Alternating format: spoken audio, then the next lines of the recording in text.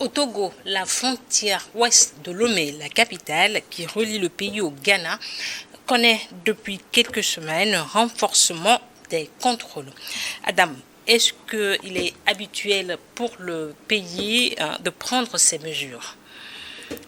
Je crois que, avant de répondre à votre question, il est évident quand même que l'on puisse mettre en alerte un certain nombre de dispositions. Vous savez, le Togo est l'unique pays au monde où, je dis bien au monde, où la frontière avec un pays est en plein capital.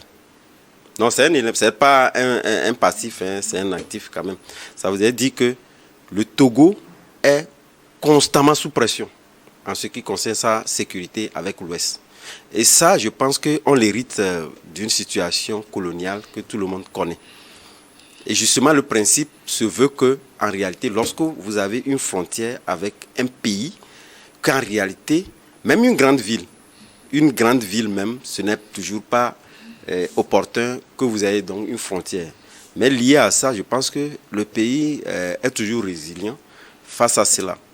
Et c'est ce qui justifie en réalité que les populations devaient donc accepter qu'il y ait donc ces contraintes-là liées à la sécurité avec l'Ouest. Et c'est une grande frontière, c'est une très très grande frontière. Ici, nous parlons du district autonome du Grand Lomé. Ça veut dire que ça ne parle que de Lomé, le Grand Lomé en réalité. Et maintenant, si nous dépassons le Grand Lomé, c'est toujours grand. Ça va, vous prenez de la côte jusqu'à les Palimé, etc. C'est une très grande frontière. Donc le pays est constamment sous pression en ce qui concerne sa sécurité, surtout dans le district autonome du Grand Lomé, qui en réalité abrite la capitale. Je l'ai dit tantôt, puisque beaucoup ne le savent pas. Alors, Adam, est-ce qu'il est habituel pour le Togo de prendre ces mesures-là, de renforcer ces contrôles au niveau de... Non, j'en viens, parce que et lorsque nous remontons l'histoire dans les années 90 ou avant l'avènement démocratique, je pense que vous aurez dû constater qu'il y avait un renforcement intense de la sécurité partie ouest. C'est vrai, ici il y a eu une communication liée au fait que ce qui n'était pas habituel, où le gouvernement essaie de pouvoir, en tout cas, revoir en réalité sa communication pour être en phase avec la population qui va se poser les questions. Voilà, il y a eu des choses, on va commencer déjà par rappeler par-ci, par-là, dire que voilà, il y a eu une mauvaise gestion des oppressions, etc.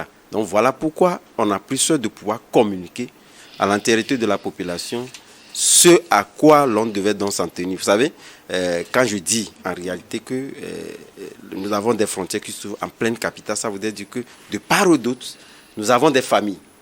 C'est aussi bien du côté Ghana que du côté Togo. Nous avons des familles, des gens qui quittent le Ghana pour venir au cours faire du business, etc. Vous allez voir, lorsque vous prenez par exemple au niveau d'Atikoumé, vous allez voir qu'il y a des gens qui gardent des voitures. Tous ont des constructions au niveau de l'autre côté de la frontière.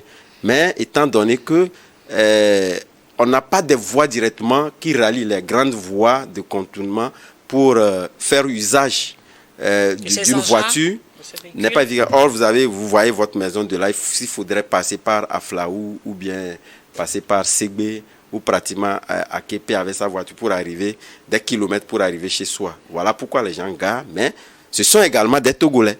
Donc justement, aujourd'hui, la menace sécuritaire est partout ailleurs.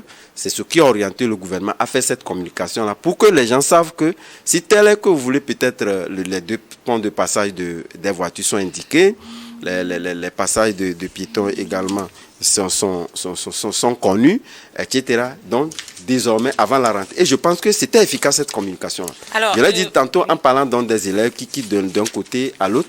Donc, c'est justement faire en sorte que les parents savent à quoi s'en tenir. C'est en cela d'ailleurs même qu'il faut féliciter cette communication du gouvernement alertant sur le renforcement de cette disposition liée également à la question sécuritaire, mais lié également à cette pression dont je parle. Madame, un gouvernement, et tu as toujours communiqué. Pourquoi vous me demandez de le féliciter? Alors, pourquoi le gouvernement togolais a d'ailleurs pris ces décisions? Il faut contextualiser la situation. Nous sommes dans un contexte où, de part et d'autre, nous sommes menacés par le terrorisme. Au-delà, il y a le trafic transfrontalier, le trafic de drogue et le trafic d'armes. Et même, nous pouvons aller plus loin pour dire que le gouvernement est le mieux placé avec son service de renseignement si il estime qu'il y a menace sur le territoire togolais, de prendre une décision, de prendre des mesures pour sécuriser le territoire. Et ainsi faisant, le gouvernement agit de manière responsable. Mais je veux également ajouter, ça je me l'interroge, par rapport au contexte interne. Au Togo, avec l'organisation des manifestations du M66, je ne sais pas si également cela est lié à cette décision, mais... Adam, je crois que tu as communiqué à ton niveau. Est-ce que le pouvoir togolais a fait cas? Non, pas du tout. Pas du tout le communiqué là. C'est mon analyse personnelle par rapport à la situation. Ce qui est important pour moi, le gouvernement a agi de manière responsable en voulant sécuriser le territoire. Mais au-delà, il faut maintenant peut-être mettre en place une collaboration entre l'armée et les civils pour faire en sorte que cette décision-là soit le mieux appliquée sur le terrain. Que pour des déplacements des Togolais qui quitteront peut-être pour entrer dans le Ghana, et que ça ne pose pas de problème, que ça n'agisse pas sur l'économie du pays, sur les commerçants qui quitteront le Togo ou le Ghana pour rentrer de part et d'autre, que cela n'agisse pas vraiment sur eux, mais que cette décision soit réellement une décision qui tient compte de la sécurité interne du pays. Donc c'est une mesure essentiellement sécuritaire, c'est sécuritaire, je pense que diplomatique. Non, je pense que les trafics dont le Togo fait sujet régulièrement sont énumérés. On parle de l'immigration irrégulière, les trafics transfrontaliers illicites, et nous avons aussi le trafic de drogue, de produits prohibés, le trafic des êtres humains, la contrebande des marchandises, le carburant naturellement, tout le monde le sait. Nous avons le trafic d'armes et de munitions également. Puisque pour la plupart du temps, nous avons vu qui est à la télévision togolaise où on montre des munitions souvent qui sont camouflées dans les voitures. Il y en a eu plusieurs cas. Hein. Voilà. La contrebande des ressources naturelles, le trafic transfrontalier des véhicules et des motos volées souvent. Et le dernier cas en date, il vous en souvient qu'un de nos confrères où la moto a été retrouvée de l'autre côté des frontières. Donc ce sont des trucs évidents. La frontière ouest est devenue une plateforme de non, c'était toujours le cas. Ce n'est pas, ça n'a rien de nouveau. Mais aujourd'hui, je pense que le ministre, surtout lorsque vous prenez le ministre de la Sécurité actuel, on ne peut pas dire que toute la question a été résolue sur toute la ligne, mais je pense que ça a été véritablement impacté. Alors, dans quelle mesure ces contrôles permettent-ils vraiment de réellement lutter contre ces trafics dont tu viens de parler? C'est justement emprunter les voies autorisées officielles. Lorsque vous savez que vous ne vous reprochez de rien, lié au fait que c'est vrai que ça contient des tracasseries, je l'ai dit tantôt, parce que lorsque vous prenez des populations qui se trouvent peut-être à 2 mètres, parce que vous avez votre maison ici et que vous voulez rallier, il faudrait quand même contourner pour aller, ça impute quand même un certain sacrifice. Je pense que si c'est le prix à payer pour la sécurité de notre pays, il faudrait quand même qu'ensemble, qu'on puisse en tout cas coordonner les efforts pour en arriver là, fort heureusement. Mais ce que moi j'aurais quand même souhaité également, parce que il y a eu des remontées toujours liées à cette tracasserie où on les exploite à profit, lié au fait que peut-être il faudrait quand même donner certaines choses. À partir du moment où c'est aujourd'hui ficelé, il faudrait quand même les pots de vin. Et si le gouvernement ne met pas en place un dispositif véritablement très efficace, puisque c'est un nid aussi de corruption, hein, parce que ces trafics-là qui sont énumérés, lorsqu'on ne met pas en place un dispositif assez efficace, vous convenez qu'avec moi, lorsqu'on met la corruption en place, ces trafics-là, ce serait que des discours. Parce qu'il suffisait que vous soyez dans ces cas d'espèces énumérés et que vous passez parce que vous avez les moyens de corrompre. Donc, quelques billets, tout à fait. Donc, à partir du moment où c'est connu de tous, il faudrait quand même que le gouvernement aussi veille. Il ne faudrait pas quand même qu'on fait tracasser les gens qui ne puissent plus partir par des lieux habituels et rejoindre d'autres lieux. À part cette tracasserie, venir encore donner des pots de vin, ça causerait quand même plus de soucis aux populations que ce qu'on veut résoudre. Donc, les 2 cas de figure, c'est bien, comme je l'ai dit tantôt, le sacrifice à consentir par les uns des autres pour lutter contre l'insécurité, mais au même moment faire en sorte que cela ne puisse pas être exploité à défaveur des populations. Alors Mathieu, tu parlais de ces commerçants qui font ces allers-retours entre Lomé et le Ghana. Est-ce que cette frontière est une artère aussi vitale pour l'économie togolaise?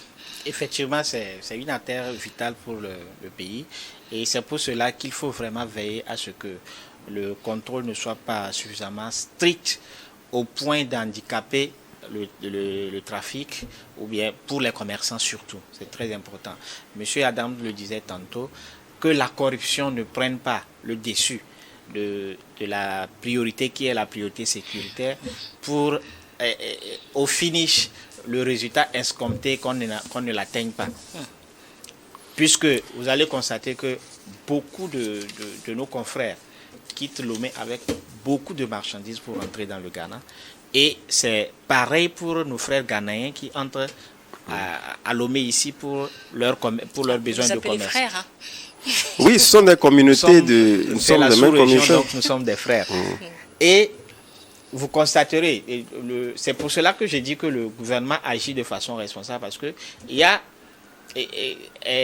un certain trafic qui, depuis un certain temps, n'était pas contrôlé, surtout en matière d'un certain nombre de produits, et dont le Togo interdit la sortie, ou le Ghana interdit la sortie. Notamment, quand vous prenez par exemple le cas du café cacao au Ghana, le Ghana interdit la sortie. Mais de la matière brute? Oui.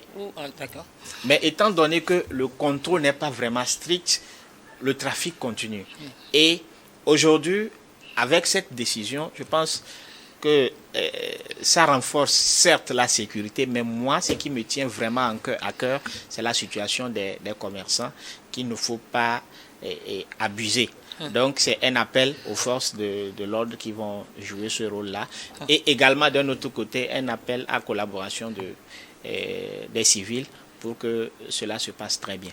Comment est-ce que les civils pourraient collaborer efficacement selon toi? C'est important de mettre en place un système de communication efficace entre les deux entités, en sorte que lorsque les populations constatent des trafics suspects, qu'ils puissent le dénoncer rapidement aux forces de l'ordre. Et que de l'autre côté, les forces de l'ordre ne soient pas, et je vais reprendre les mots de mon confrère Adams, les forces de l'ordre soient suffisamment honnêtes et sincères pour ne pas accepter les pots de vin aux dépens d'un trafic qui serait illicite. Alors, Adam, est-ce que tu as cherché à savoir comment le Ghana perçoit cette mesure prise par son voisin, le Togo? Non, vous savez, contrairement à ces renforcements, je pense qu'il y a un pan du social qui a été mis en place par le gouvernement togolais en ce qui concerne, en tout cas, cette sécurisation de la frontière ouest du district autonome du Lomé. En ce sens que pour ceux qui, en tout cas moi j'ai quand même l'habitude de traverser la frontière pour aller du côté du Ghana, vous constaterez qu'en réalité, le Ghana a mis des dispositifs plus sévères que ce que le Togo met en place. Oui. C'est plus sévère. Donc justement, je pense que ce que fait le Togo aujourd'hui, c'est un peu... Et puis je ne vois pas trop de conteneurs. Vous voyez, les postes à piétons, c'est 8. Et lorsque vous voyez, pour la plupart du temps, c'est les plus fréquentés qui sont acceptés aujourd'hui. Ce qu'on a refusé, c'est justement ceux qui sont réellement à problème, où ce trafic-là passe. Parce que lorsque nous parlons du trafic de carburant, c'est connu de tous. On ne peut pas, d'une manière ou d'une autre, légaliser ces commerces-là. Donc, au niveau de la perception, je pense que pour les Ghanéens, au-delà... Bon, loin de moi de parler de l'indifférence, c'est justement faire en sorte que nous avons, en tout cas, calibré, le gouvernement togolais a justement calibré ses méthodes sécuritaires à ce que fait le Ghana, qui est plus strict en ce qui concerne ces contrôles-là. Donc, quelque part, je pense que nous pourrons quand même parler d'égalité au lieu d'avoir d'autres regards sur une disposition assez contraignante qui peut-être étonnerait. Non. Que dit ce renforcement des contrôles sur la gestion des frontières dans la CEDEAO, où la libre circulation des biens et des personnes est un principe? Non, en fait, ça n'enlève en rien à ce principe-là. Le dispositif sécuritaire n'enlève en rien, dans la mesure où ce dispositif de la libre circulation des biens et des personnes, en réalité, est quand même aussi calibré sur un certain nombre de principes. Ce n'est pas parce qu'il y a liberté des biens, des personnes et des biens que vous passez les frontières sans présenter de carte, ou parce qu'il y a cette libre circulation que vous passez sans quand même qu'on ne vous fouille. Donc le principe est là. Mais justement, c'est faire en sorte que ce principe et les dispositions qui coordonnent ce principe-là puissent être respectés. Puisque de toute évidence, on ne refuserait pas à un citoyen ivoirien, puisque vous savez, il y a beaucoup des Ivoiriens également qui viennent faire le commerce ici, à Sigma, ou les Ghanéens qui quittent. On ne vous empêche pas, c'est justement faire en sorte que vous soyez davantage, faire en sorte que les dispositions émises par la CEDEAO puissent être respectées. Et lorsque vous prenez, parce que moi, pour des voyages officiels, passez un peu la frontière du côté du Ghana, en aller-retour, vous verrez combien les Ghanéens vous perçoivent. Et d'ailleurs même, c'est un dispositif, que ce soit au Ghana ou bien au Nigeria, c'est la même chose. On s'étonne, on se pose la question de savoir des pays qui, en temps normal, les gens nous citent en exemple dans plusieurs domaines, mais on vous perçoit des frais, vous n'allez pas imaginer. Malgré votre passeport. Mais malgré votre passeport, vous avez des passeports. Moi, je me rappelle, quand j'avais renouvelé mon passeport, je devais effectuer un voyage pour assister à ou pour prendre part à une couverture médiatique au niveau du Ghana. C'était un passeport nouvellement. On m'a réclamé 10 000 de nos francs CFA. Vous avez payé? Mais j'étais arrivé à payer quand même 5 000. Vous avez réclamé le reçu? Non, quel reçu? De tous les voisins qui va te donner ce reçu. Mais prenez, vous avez un nouveau passeport, prenez pas dans la frontière, il a Côte d'Ivoire. D'ailleurs, même la rigueur de mise au niveau du Bénin. Le Togo et le Bénin. Et le Bénin, vous allez constater, d'ailleurs, même les Béninois sont même, actuellement, depuis l'avènement de Parti Talon, c'est au Togo où il y a cette disposition. Au Ghana, au Bénin, vous passez, ça dit qu'il n'y a pas de contrôle. Vous ne pouvez pas prendre un seul centime d'un citoyen lorsque vous traversez la frontière du côté du Bénin. Et vous ne payez rien. Vous allez au service d'immigration, vous avez un nouveau passeport, vous ne payez absolument rien en aller comme retour. Alors, Mathieu, est-ce que les populations aujourd'hui comprennent vraiment ce principe de libre circulation des biens des personnes de la CEDEAO? Pourquoi est-ce qu'elle arrive toujours, comme Madame vient de le dire, à toujours payer au niveau de ces postes frontaliers? Malheureusement, pas seulement les populations, mais je pense que les gouvernants de la sous-région n'ont pas suffisamment pris les dispositions pour qu'on en finisse avec ce souci de libre circulation des biens et des personnes à nos frontières. Certes, les textes sont là, mais je pense que la sous-région, malheureusement, se limite beaucoup plus à des discours qu'à la pratique. Si Patrice Talon a pu le faire au niveau de ses frontières, c'est que au Ghana on peut le faire, en Côte d'Ivoire on peut le faire, ainsi de suite. Malheureusement, ce n'est pas encore le cas. Et les populations s'étonnent d'ailleurs de ce que lorsque vous voulez traverser une frontière, on vous impose encore des frais, alors que nous parlons d'une sous-région et nous parlons de libre circulation des biens. Vous parlez de frères. Nous parlons de frères, de pays frères. Et c'est vraiment étonnant. Et c'est un sujet qui préoccupe. En cela, on se pose la question, est-ce que la CEDEAO joue réellement un grand rôle? C'est un point d'interrogation qu'il faut méditer là-dessus. Non, mais le constat est clair. Hein. Lorsque vous dites la CEDEAO joue un grand rôle, c'est aller même plus loin. Parce que moi, tout récemment, j'ai travaillé, il n'y a pas longtemps, hein, avec un entrepreneur togolais qui devait donc faire passer ces marchandises, puisqu'il a gagné un appel d'offres au niveau du Nigeria. Je vous dis qu'en réalité, c'est du côté du Bénin même qu'il a eu les grands soucis pour faire traverser ces frontières, parce qu'il a des marchandises estampillées CEDEAO qui devaient donc faire bénéficier un certain nombre d'avantages en matière de circulation de ces biens et des frontières. On comprend naturellement qu'au Togo, c'est un citoyen togolais et que ça va de soi. C'était très difficile. Parce que quelque part, ça voudrait dire que cette donne-là, que nous saluons tous au niveau des piétons, n'est pas la même chose qui est saluée lorsque vous remontez plus haut en ce qui concerne donc les biens. Il a eu des difficultés, je ne vais pas quand même les énumérer. C'est vrai que ces difficultés se sont retrouvées au niveau du Nigeria, comme naturellement, je l'ai dit, les pays anglophones, ça a été donc le cas. Mais ça a été étonné que quand même le Bénin puisse être assez contraignant sur des dispositions connues de tous.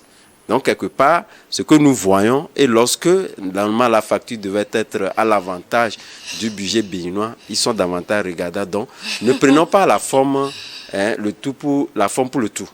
Justement, il y a quand même des indicateurs qui prouvent que ces normes de la CEDEAO, pour même des pays qui ont montré des facettes, comme le disait tantôt mon frère, n'est pas autant la même chose lorsque on sait véritablement qu'on peut tirer meilleur profit. Alors, quel sort est réservé à ces produits et à ces auteurs de ce commerce illicite Non, de tout, un commerce qui est illicite, il est illicite. De toutes les façons, normalement, c'est interdit de l'exercer.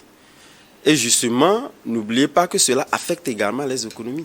Oui. Lorsque vous prenez les stations d'essence, quand même avec leur lot de problèmes, vous voyez qu'en réalité, lorsqu'on met à côté des gens qui exercent dans ce commerce-là, liés au fait qu'ils avaient des motivations qui, en réalité, ne sont pas des motivations assez réelles, il y a lieu quand même de constater que cela affecte plus ou moins l'économie. Même si, entre-temps, les gens estiment que s'il faudrait quand même que ce flux entier se retrouve au niveau des stations d'essence, nous serons toujours sous pression que nous n'allons pas avoir le carburant.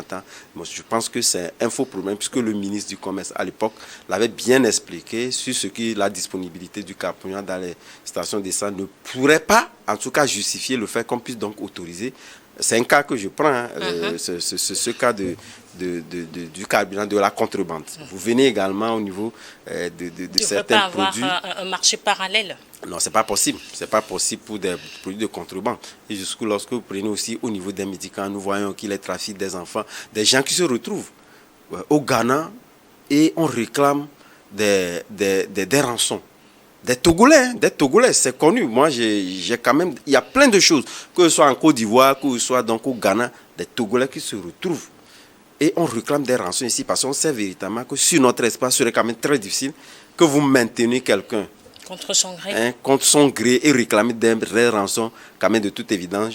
Je ne m'explique pas l'appareil sécuritaire togolais dans toute sa dimension, mais je suis certain que ce serait très difficile, sans quoi il ne se retrouverait pas au Ghana et en Côte d'Ivoire réclamant des rançons au Togo. Donc, tout ceci, il y a des remontées énormes. Des gens qui ont témoigné.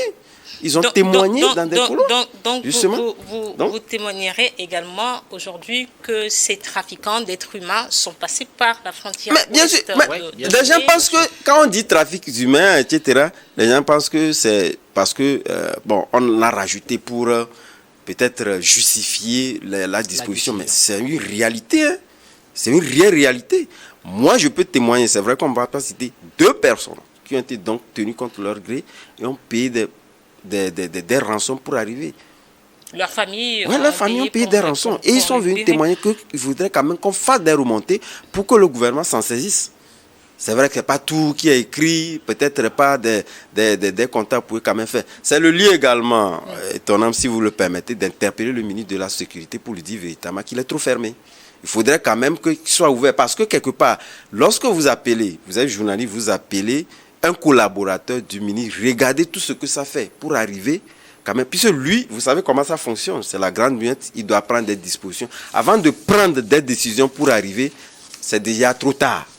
Mais il faudrait quand même que lorsque vous contactez le ministre, que le ministre soit plus ou moins ouvert et permette à ce qu'on lui fasse des remontées pour prendre des dispositions. Cela contribue également à cette sécurité-là. Vous voulez une certaine célérité Non, qu'il soit ouvert lorsqu'il est appelé sur des situations qui sont urgentes, qui prennent. Il est trop fermé, il n'est pas ouvert. Ça, il faudrait quand même que je le dise. Donc, je ne voudrais pas déplacer le débat, mais est-ce que c'est à Adam de qualifier une situation d'urgence ou pas Non, je ne qualifie pas, je dis, contrairement, puisque de toutes les façons, je dis, le ministre, pourquoi? Parce que c'est vrai qu'on peut appeler les collaborateurs, mais je dis, lorsque vous prenez la chaîne des dispositions des personnalités pour arriver peut-être à prendre une décision urgente, parce que nous ne connaissons pas en réalité quel est le poste indiqué pour résoudre telle situation à tel niveau. Nous ne connaissons pas. Mais si le ministre est tenu informé, il peut quand même tout de suite alerter le poste concerné et que la situation soit résolue. Mais nous constatons qu'il est assez fermé, il n'est pas ouvert. Il faudrait quand même qu'il soit ouvert pour que cette situation-là lui parvienne. Si ce n'est même pas lui-même, il y a des collaborateurs qui peuvent quand même prendre la paix. Voilà, il y a cette situation directement soit ouverte. Parce qu'on demande également, puisque ce qui est demandé la plupart, qu'on co-contribue à cette sécurité-là. Donc c'est à cette co-contribution que j'interpelle le ministre à pouvoir être davantage. Je pense que le message est passé. Mathieu, est-ce que le Togo a communiqué sur ces auteurs de trafic de drogue et d'armes? Bon, quelquefois, je pense que le Togo communique. Non, récemment, en accentuant son contrôle au niveau de ces frontières-là, est-ce que des personnes, des individus ont été appréhendés? Je pense que le mois passé ou le mois surpassé, on avait présenté des individus comme ça au niveau de la TVT. La télévision nationale. Et au-delà, je pense également que récemment, on a vu des motos des Togolais qui se sont retrouvés au Ghana. Avec la plaque d'immatriculation. Avec les plaques d'immatriculation togolaises et qu'on a publié sur la toile pour permettre à ceux qui s'y reconnaissent de venir chercher leur moto. Donc ça justifie amplement la décision du ministre de la Sécurité. Et bon, moi personnellement, je voudrais aller au-delà de cette décision du ministre de la Sécurité pour dire que les frontières, certes, ont besoin d'être sécurisées, mais les personnes, le Togolais lambda également a besoin de sécurité. Aujourd'hui, nous constatons malheureusement, quelquefois, vous me permettez de qualifier cela ainsi, d'enlèvement. Des personnes qui disparaissent d'un jour à l'autre et le lendemain, on le retrouve au SCRIC ou bien à la prison civile. Nous avons des textes dans le pays. Nous demandons simplement aux autorités judiciaires de respecter la procédure d'arrestation. Que chaque Togolais puisse se sentir en sécurité chez lui. Que ce ne soit pas seulement une frontière qui soit protégée, mais que chaque Togolais puisse se sentir en sécurité. À l'heure actuelle, vous entendrez parler peut-être d'Aziz Goma qui est en grève de faim à la prison civile de Lomé depuis 13 jours et qui est mourant. Est-ce qu'il est en sécurité? La question ne devrait pas être posée sur ce plateau parce que nous n'avons pas de réponse. Ouais, je me le pose de la sécurité des frontières. En revenant sur ma position pour dire que nous avons besoin à l'interne de cette sécurité-là pour qu'il y ait une certaine collaboration entre forces de l'ordre et puis civils. C'est très important. C'est cela qui va permettre à ce que lorsque une force étrangère attaquerait le Togo, que chaque citoyen se sente impliqué, chaque citoyen se sente concerné à défendre le territoire national. Ce sera sur ce mot que nous allons clore cette émission Regard croisé. Merci d'être resté avec nous, Adam Adronou. Vous êtes journaliste et analyste politique. Merci également à Mathieu Taman, président de Génération d'Impact. C'est moi qui vous remercie. Merci également à vous qui êtes resté à notre compagnie. À très bientôt sur votre chaîne.